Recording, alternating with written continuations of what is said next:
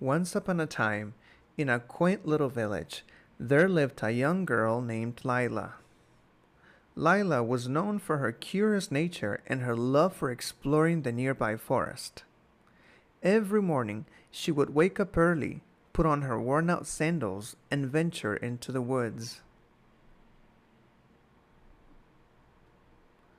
One day, as Lila was walking along the narrow path, she noticed a rustling sound behind the bushes. She tiptoed quietly, her heart beating rapidly.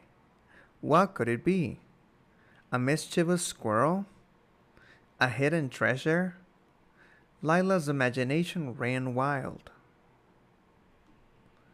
As she got closer, she saw a wounded bird lying on the ground. Its feathers were ruffled, and its eyes looked up at her with a mix of fear and hope. Lila knelt down gently, picking up the fragile creature in her hands. She whispered soothing words to it, promising that everything would be okay.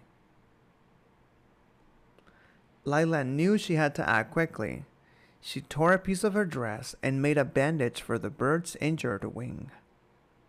With great care, she lifted the bird and carried it back to her cozy little cottage. For days, Lila nursed the bird back to health. She fed it tenderly, making sure it had enough water and seeds.